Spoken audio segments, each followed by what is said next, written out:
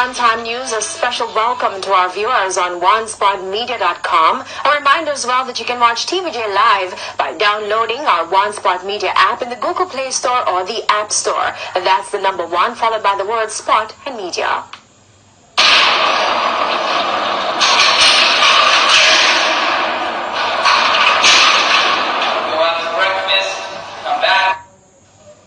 Day 3 of the state of emergency in St. James, and the bloodletting continues despite the presence of the security forces. A funeral service for a man which was once listed among the top 10 most wanted in the parish turned deadly this afternoon. TVJ's Lanagay Franklin has the details. The incident played out sometime after 3 Saturday afternoon. Despite the heavy police military operation, a gunman launched an attack on the funeral procession at the Quarry Full Gospel Church of God. TVJ News understands that several shots were fired in the crowd of mourners. The place around under murderation right now, where nobody knows safe as far as we see it around. The people them have to get scared. Because if their funeral are going on, a man dead. You see me?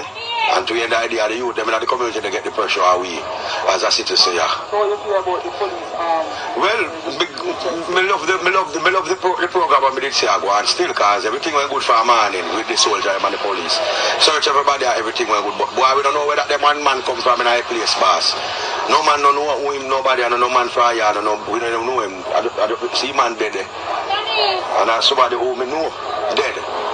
It was the funeral service of O'Shane Duhaney, a man who in September last year was listed among the top 10 most wanted in the parish. 5 persons were shot, 1 fatally. Members of the security forces who had been patrolling the area were quick on the scene, but not quick enough to nab the man who launched the attack. Funeral goers were not allowed to leave without undergoing searches. Our news center has since learned that a firearm was seized. Hours before this incident, the Jamaica Defense Force called a press briefing, but when it began... When Colonel Price is finished, he will leave.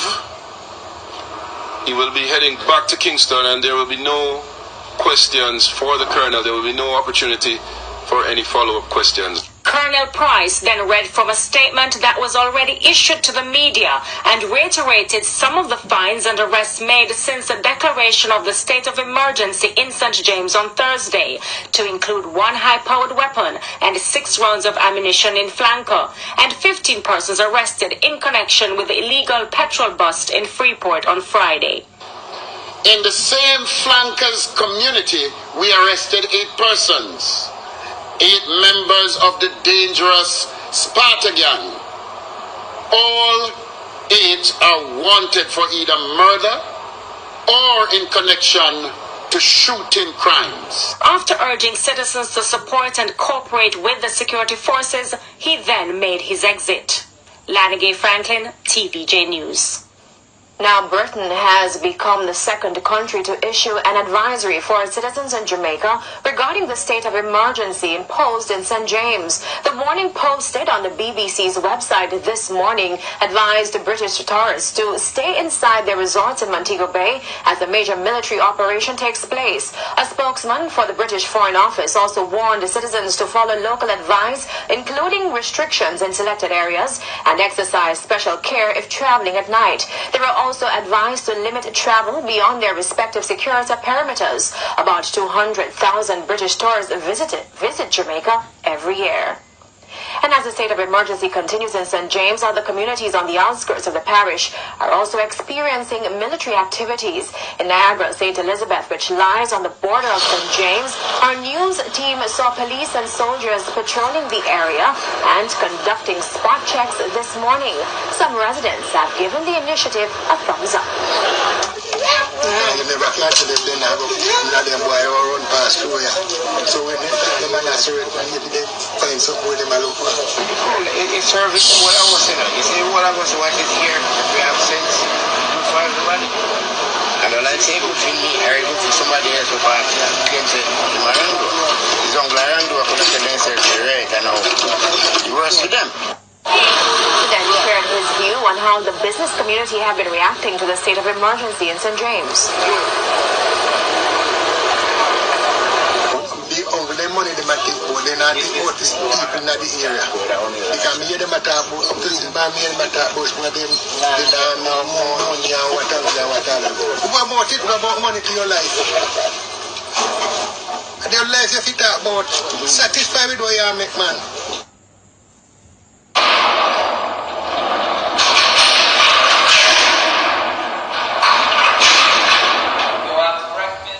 Over in Westmoreland, investigators were called to a crime scene in the community of Alma, where a man was killed. He's been identified as 48-year-old Delford Humes, a farmer from the area. Reports are that he was shot as he rode his bike sometime after 10 this morning.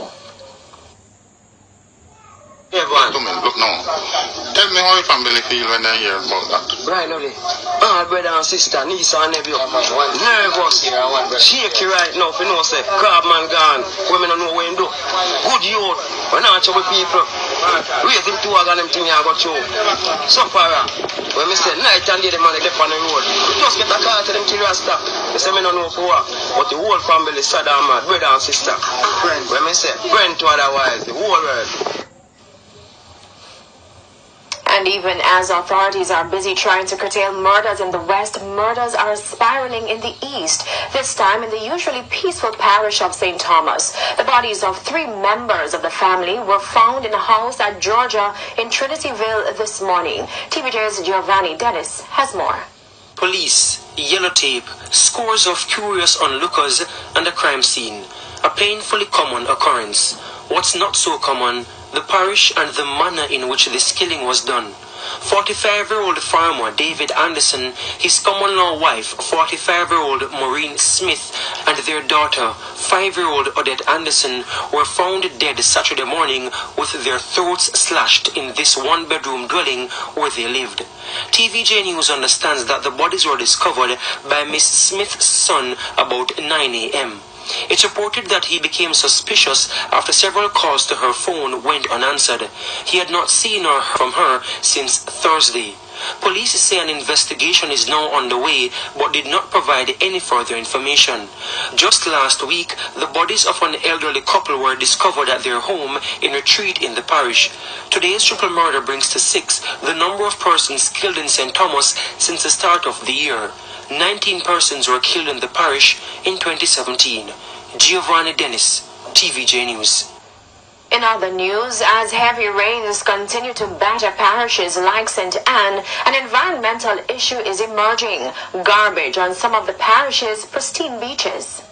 In case you're wondering, it's not the annual coastal cleanup day. Instead, scenes like these have become a daily activity along the coastline in the resort town of Ocho Rios. Days of heavy rain have resulted in a garbage pileup on the beach, some places worse than others. As for how the garbage got there, Gully right there, a little river stream right there, that when the water, when the rain fall in the mountain like Beverly coming down, all the water comes, all the muck and plastic from all the river. All this is coming from, it's coming to the way of the Yes, boss. Off the road and off all the gullies that come down. So everything come down through that up there, and even down by tables, stuff, everything coming in the water, so they can't push them to the beach, that's why they have so much plastic on the beach. there's also garbage in the ocean. We always carry a plastic and mesh bag with us. You see plastic, we pick them up and put them in a mesh bag. So when we come back to land, we get them to the garbage container and just throw them into the garbage container. That's what we do. So bad is the situation that at least one major hotel was forced to carry out dredging on the Ocho Rios Bay beach, where there were several feet of mud. Over at Old Fort Bay, even after 4 truckloads of debris were taken from the beach, the workers still had some way to go. The last big heavy rain, I literally saw a kitchen sink coming down the gully. I saw refrigerators. I saw, besides all the other debris. And it's unsanitary, the type of stuff that goes in the gully. And we as Jamaican know, sometimes people relieve themselves and throw stuff into the gully. It all comes down here on the beaches, and it causes. I bet you if you did a testing of the water, particularly after the rains, it'd be unsuitable for swimming. Despite this concern, some tourists still took the opportunity to enjoy the beach, although having to navigate through the muck. when the parish councils and NEROC and people that are responsible for making sure the gullies are cleaned and maintained step up that effort, then we won't probably have the problem that we have on our beaches. There needs to be a consensus now as to how to deal with all of those issues associated with this squatting in particular along the coastline and along the rivers and streams coming into the coastline, because that to me is where the crux of the matter is. Ordinary persons, you will be checked in and out of the space. Vehicles going in will be searched, and we are just saying you are to remain indoors during the duration of the curfew until it ends. If you have to leave, it must be done on the instruction of the ground commander. When our news team visited the affected areas on Friday, members of the Jamaica Constabulary Force along with the Jamaica Public Service JPS were out in their numbers, carrying out searches and removing illegal electrical connections. There are some of these criminals inside, they're not paying light. You understand? And I believe you can't be trespassing on the works of JPS and it's just business as usual. So we have worked in this area before with JPS and arrested a number of persons, and we are doing this to send a message. This is not business as usual in Jones Avenue. We were also told that some residents were being targeted by extortionists who resorted to violence if their demands were not met. Residents who declined to appear on camera say several businesses and some schools in the community have been affected by crime since the start of the year. In the meantime, Superintendent in charge of operations at the St. Catherine North Police, Ralsford Hardy, is appealing to residents to help the police with their investigations. We need the information so that we can respond, because we have a fundamental responsibility to assist, and part of what we do is the protection of life and property, and we aim to do that. Kalisha Williams, TVJ News. And there are no curfews yet in troubled spots in Kingston and St. Andrew, but police are keeping a close watch on violent activities in some areas. The Community and Safety Branch in South St. Andrew visited Pretoria Road on Thursday. TVJ's Janella Perseus reports. The chilling story of one woman's escape from death. This is Pretoria Road in southwest St. Andrew, where in recent weeks gunmen have been running amok. The latest incident happened just days ago, in which a resident was shot and killed. The flare-up of violence in the area has caught the attention of the police. Persons are saying that most of the shootings that takes place within these communities, persons are not a part of these communities. So we are concerned, so we are not able to say whether or not it is a gang violence. The church too. Lane by lane, road by road, and touch and sanitize. In Jesus' name we pray. But residents who did not wish to be interviewed argued that it will take more than that to address the issue. As the sun began to set, a pall of darkness emerged. The streets were lined with street lights, but none worked. The issue was put to the Member of Parliament, Angela Brown-Burke, on Thursday. Especially given the history of criminal activity, it is a concern for many of us. If a person said, boy, they're afraid to come out at 6 o'clock to go to work because it's kind of dark and they fear for their safety. You know, they tell us that kids coming home from school can't be involved in the extracurricular activities, co-curricular activities, because they can't afford to come in too late. Even where we are now, some persons say, you know, it's the first in a long time that they have been out this late and on the road. Pretoria Road is but one community in southwest St. Andrew and adjoining areas being impacted by crime and violence. The police say they're doing all they can to ensure it does not spiral out of control. Sometime early next week, we'll be inviting in the pastoral communities as well as the Peace Management Initiative to come and be a part of this, so that we're able to help the citizens to ensure that we move forward on a positive note. Janella Perseus, TVJ News. An armed thug struck Friday morning on Belmont Road in St. Andrew, leaving 2 men with bullet wounds. The men were attacked shortly after leaving an insurance brokerage company. Head of the St. Andrew Central Police, Senior Superintendent Jacqueline Green, confirmed the shooting. About 10:50 a.m. this morning, 2 men went to conduct business at Allied Insurance Company, located at 26 Belmont Road. Whilst in the motor vehicle that they went to that location in, they were found upon by a lone man who fired several shots, hitting both persons.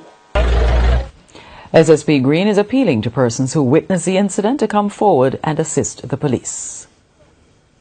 The Justice Minister Delroy Chuck has taken the business community to task for its role in facilitating crime in the country. TVJ's Lana Gay Franklin reports. Too many citizens, including business persons, are enabling crime in this country.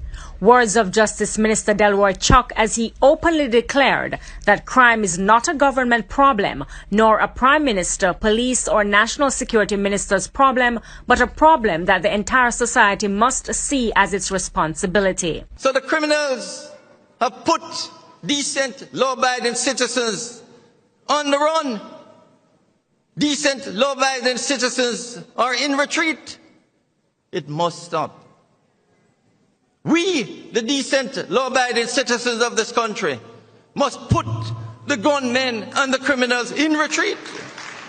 He says there are too many partners in crime, protecting criminals in the country. He says criminals are utilizing pawn shops for the sale of stolen goods. Not only the criminal who is out there shooting and robbing people.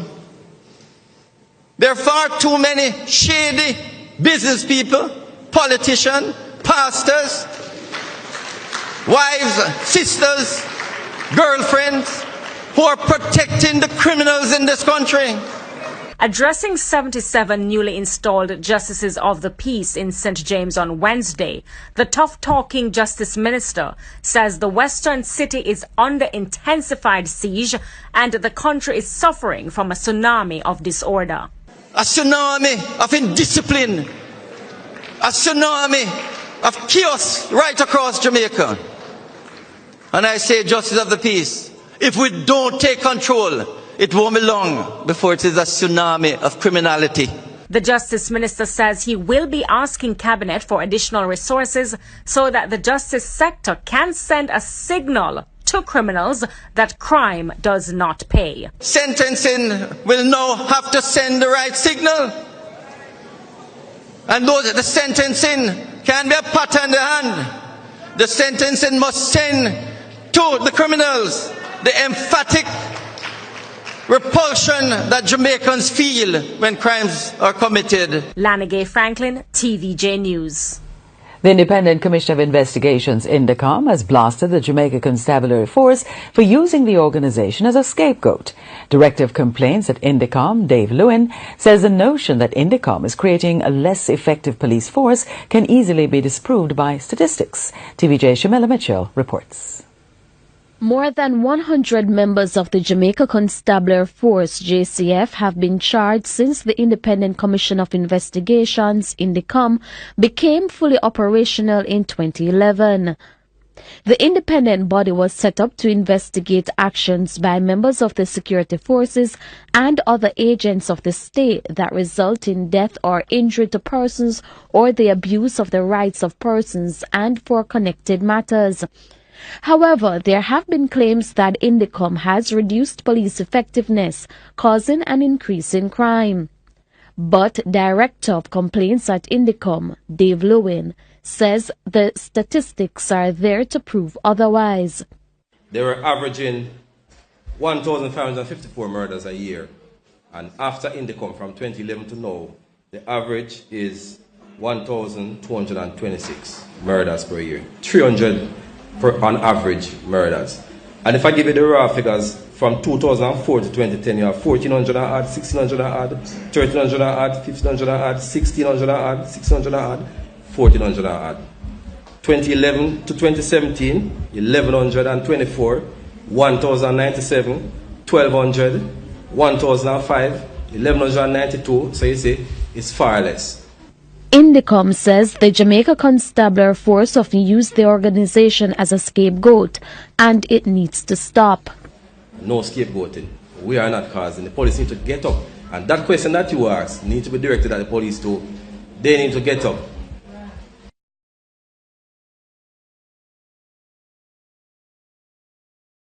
And do their work. So we are not mandated to solve crime. The police are. So they need to do their job.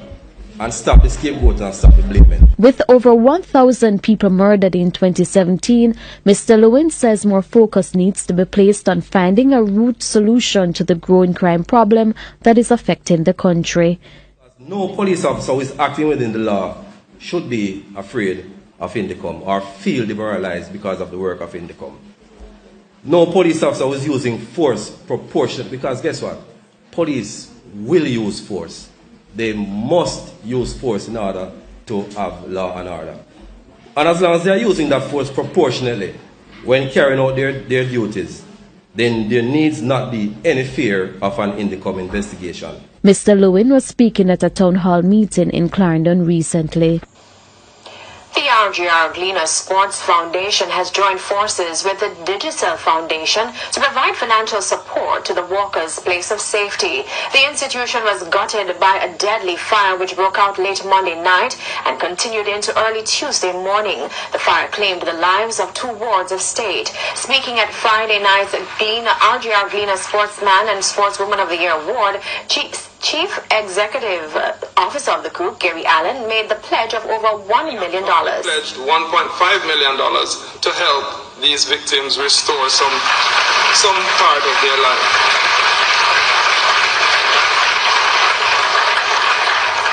We join 6-time Sportsman of the Year, Iconic Award winner and Digicel Speed Ambassador Honorable Usain Bolt, who earlier this week pledged $1 million to help. We invite you to enjoy this evening's program, and as you enjoy the program, if you find it possible to also join us in making a pledge to support them, we invite you to indicate same to an usher, and we will take it from there. In the meantime, the Ministry of Labour and Social Security is also pledging continued support for the Walkers' Place of Safety. Labour and Social Security Minister Shahini Robinson donated school bags, sheets, beds and toiletries at the Maxfield Park Children's Home on Friday. At the Ministry of Labour and Social Security, we have the responsibility for taking care of the most vulnerable in the society. And when something like this happens, we must respond. CEO of the Child Protection and Family Services Agency, Rosalie Gage Gray, who was present at the handover, welcomed the outpouring of support not just for the children affected, but also the staff at the children's home. We also got support for the staff because the manager was accommodated on the property, and so we are looking about her well-being as well as the other members of staff who might have lost in the fire, because they were on the job.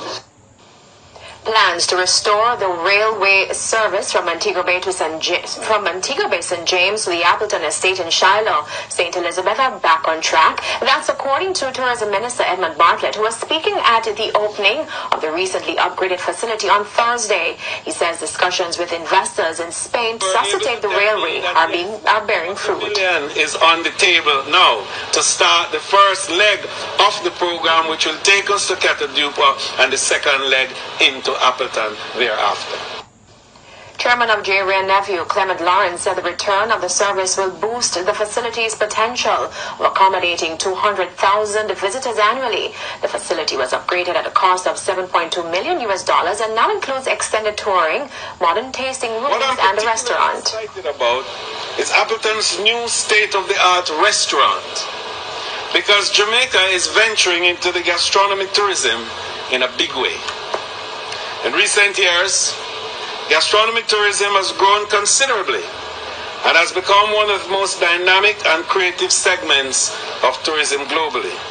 Indeed, 88% of the visitors of the world, and last year $1.3 trillion of expenditure, came as a result of 1.3 billion visitors crossing borders.